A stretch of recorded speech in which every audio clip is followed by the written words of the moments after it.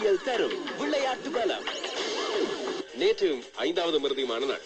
நேற்று நாளில் மேற்கிந்திய தீவில் துடுப்படுத்த வந்த உடனே ஏனைய விக்கெட்டுகள் சரிந்தாலும் அவர்களது கடைசி துடுப்பாட்ட வரிசை ஆஸ்திரேலியாவை போலவே போராடி இருந்தது. 148 ஓட்டங்களை எடுத்தது. இதில் 32 ஓட்டங்களை அதிகபட்ச ஓட்டங்களாக எடுத்துக்கொண்டார் டாரன் பிராவோ. 25 ஓட்டங்களை இறுதி நேரத்தில் நின்று துடுப்படுத்த அடிப்பட்டுக் கொண்டார் கேமரன் ரோச். பந்து வீச்சை பொறுத்தவரையில் பென் ஹில்பனோஸ் 27 ஓட்டங்களுக்கு 4 விக்கெட்டுகள். ராயன் ஹாரிஸ் முதலாம் இன்னிங்ஸ் ஆஸ்திரேலிய அணியின் துடுப்பாட்ட ஹீரோ. இவர் 3 விக்கெட்டுகளை வீழ்த்தியிருந்தார். பீட்டர் சிடல் தனது பங்குக்கு 3 விக்கெட்டுகளை வீழ்த்தியிருந்தார். ஆனால் ராயன் ஹாரிஸ் பந்து வீசியது 8 ஓவர்கள் 4 பந்துகள் மாத்திரமே என்பது கவனிக்கக்கூடியது. பதிலடுத்த ஆஸ்திரேலிய அணிக்கு வழங்கப்பட்ட இலக்கு 192. இவர்கள் இந்த இலக்கை ஓரளவு இலகுவாக அடைவார்கள் என்று நம்பியிருந்தாலும் ஆடுகளம் கொஞ்சம் சிக்கலை கொடுத்துக் கொண்டது. அது மட்டுமல்லாமல் ஆஸ்திரேலிய அணியின் நேற்றைய தினம் 100 பந்துகளை சந்தித்து 34 ஓட்டங்களை எடுத்தார். வேகமாக ஓட்டங்களை பெற வேண்டிய வேளையில் ஏதோ இன்னிங்ஸ் ஒன்றை காப்பாற்றுவது போல அவர் துடுப்படுத்த ஆடியது பல பேருக்கு அதிருப்தியை கொடுத்திருக்கும். இவர் 34 ஓட்டங்களை எடுத்துக் கொடுத்தார். ஷேன் வாட்சன் அதற்கு ஈடுகட்டுவால் போல 57 பந்துகளில் 52 ஓட்டங்களை வேகமாக அடித்து ஆடியிருந்தார். ஹாசி வந்தார். மைக்கேல் ஹாசி 26 பந்துகளில் 2 6 ஓட்டங்கள் 2 4 ஓட்டங்களோடு 32 ஓட்டங்களை எடுத்தார். இதன் மூலம் ஆஸ்திரேலியா இறுதி நேரத்தில் மீண்டும் ஒரு தடவை ராயன் ஹாரிஸின் துணை அவர்களுக்கு தேவைப்பட்டது. 4 ஓட்டங்களை அடுத்தார். ஆட்டம் இழக்காமல் அவரும் பென் ஹில்பனோஸும் சேர்ந்து வெற்றி இலக்கை நோக்கி அழைத்து சென்றார்கள். 192 ஓட்டங்கள் 7 விக்கெட்டுகளை இழந்து நாசிங் டியோனரை 4 விக்கெட்டுகளை வீழ்த்தியிருந்தார். இது தவிர 2 விக்கெட்டுகளை கேமரன் ரோச் வீழ்த்தியிருந்தார். 3 விக்கெட்டுகளால் ஆஸ்திரேலியா வெற்றி பெறுகிறது. மைக்கேல் கிளார்க்கின் வார்த்தைகளில் சொல்வதாக இருந்தால் அவரது தலைவராக மட்டுமல்லாமல் வீரராகவும் அவரது மிகச்சிறந்த வெற்றி என்று சொல்லி அவர் இந்த வெற்றியை சந்தோஷமாக பகிர்ந்து கொள்கிறார். போட்டியின் சிறப்பாட்டக்காரர் ராயன் ஹாரிஸ் தெரிவு செய்யப்பட்டார். எனவே இப்பொழுது ஆஸ்திரேலியா இந்த தொடரில் 1-0 என்று முன்னிலை வகிக்க ஆரம்பித்திருக்கிறது. இது அவர்களுக்கு நிச்சயமாக பெரிய ஒரு உற்சாகத்தை கொடுக்கும் என்பதில் எந்த ஒரு ஐயமும் இல்லை.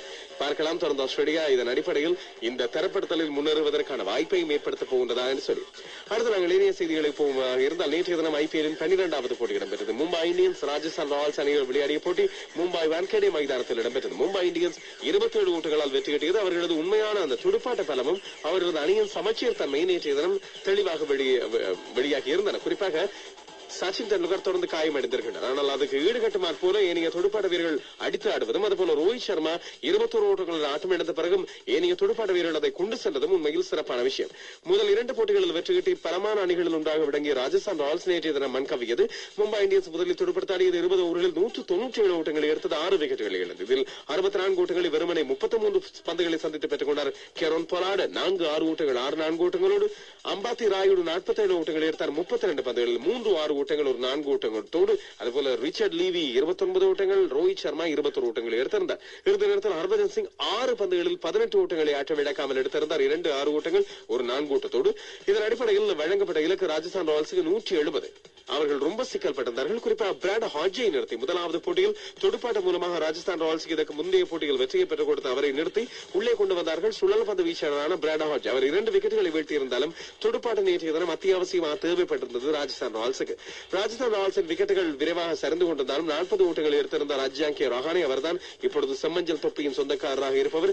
76 ஓட்டங்களை எடுத்திருந்தார் ஒவைஷா. 42 பந்துகளில் 5 6 ஓட்டங்கள் 5 4 ஓட்டங்களோடு அதிரடியாக ஆடியிருந்தார். ஆனால் இந்த 2 பேரை தவிர வேறு யாரும் பெரிதாக பிரகாசிக்காததால் 170 ஓட்டங்களுக்கு சகல விக்கெட்டுகளை இழந்தது ராஜஸ்தான் ராயல்ஸ். பந்து வீச்சை பொறுத்தவரையில் மிகச்சிறப்பாக பந்து வீசியிருந்தார்கள் முனாப் பட்டேலும் கேரோன் பொலார்டும்.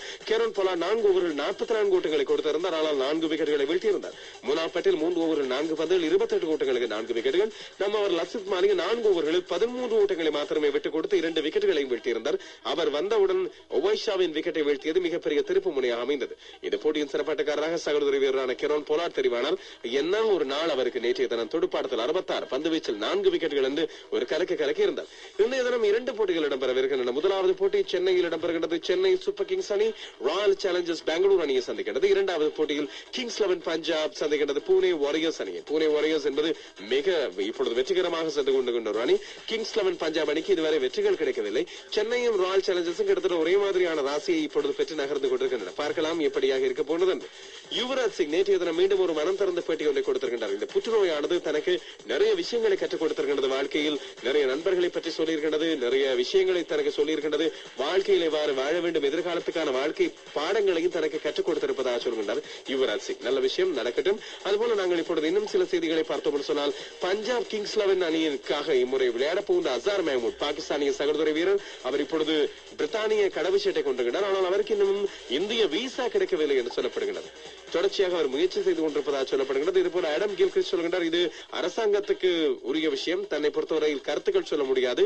தான் பஞ்சாப் உரிமையாளர் மற்றும் பஞ்சாப் அதிகாரிகள், பஞ்சாப் கிரிக்கெட் அணியின் அதிகாரிகளிடம் இதை பற்றி பேசியிருப்பதாகவும், அசார் மெஹமூட் வருவதற்கு ஏன் அவருக்கான தடை இருக்கிறது, அவருக்கான கடவுச்சீட்டு விசா ஏன் வழங்கப்படவில்லை என்பது குறித்து தன்னால் எதுவும் சொல்ல முடியாமல் இருப்பதாக சொல்லுகிறார் ஆடம் கில்கிறிஸ்ட். அரசியல் கிரிக்கெட்டுக்குள் இருக்கின்றது போலத்தான் தெரியுது இப்போ பார்த்தாலும். இன்னும் ஒரு பக்கம் இந்தியாவில் இருந்து ஒரு டென்னிஸ் செய்தி ஒன்று கிடைத்திருக்கிறது. ஒலிம்பிக் போட்டிகளில் இம்முறை மகேஷ் பூபதியோடு சேர்ந்து விளையாடுவதற்கு வயது முதிர்ந்த வீரராக கருதப்படுகின்ற லியாண்டா பயஸை விட ரோஹான் போபண்ணா விளையாடுவார் என்று சொல்லி இந்தியாவிலிருந்து தகவல் ஒன்று வந்திருக்கிறது. 37 வயதான வீரரான லியாண்டா பயஸை விட மகேஷ் பூபதியும் ரவி போபண்ணாவும் விளையாடினால், ரோஹான் போபண்ணாவும் விளையாடினால் இந்தியாவுக்கான பதக்கம் ஒன்று உறுதிப்படுத்தப்படும் என்ற தகவல் கசிந்திருக்கின்றது. ஏற்கனவே மகேஷ் பூபதியும் லியாண்டா பயஸும் தங்களுக்குள் மோதிக்கொண்டவர்கள் என்பது வேறு விஷயம். ஆனால் அண்மை காலத்தில் ஒற்றுமையாக இணைந்து இவர்கள் வெற்றிகளை பெற்று வந்தார்கள். மீண்டும் ஒரு தடவை பிரிவா என்று சொல்லி கவலைப்படுவதாக இருக்கின்றது.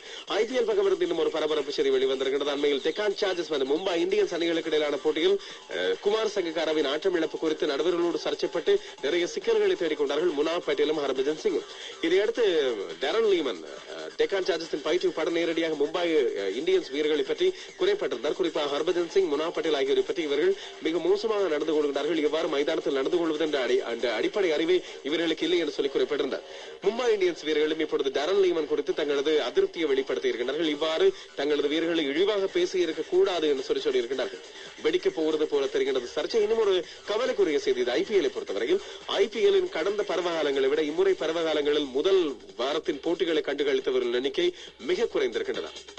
பொதுவாக பார்த்த ரசிகர்களின் எண்ணிக்கை 0.2 மில்லியனால் குறைந்திருக்கிறது என்பது கவனிக்கக்கூடிய ஒரு விடயமாக இருக்கிறது. என்ன காரணத்தால் ரசிகர்களுக்கு இம்முறை இந்த போட்டிகள் அவ்வளவாக கவரப்படவில்லை என்பது குறித்து இப்பொழுது ஐபிஎல் அதிகாரிகள் கடுமையாக யோசிக்க ஆரம்பித்திருக்கின்றார்கள். மேலும் விவரங்கள் 7:50 விளையாட்டுதல் மூலமாக வரும். இன்றைய தினம் முதல் போட்டி 4 மணிக்கு இடம்பெறுகின்றது என்பது முக்கியமானது. இந்த போட்டியில் Chennai super Kings, Royal Challengers Bengaluru அணிகளுக்கு இடையிலான போட்டி.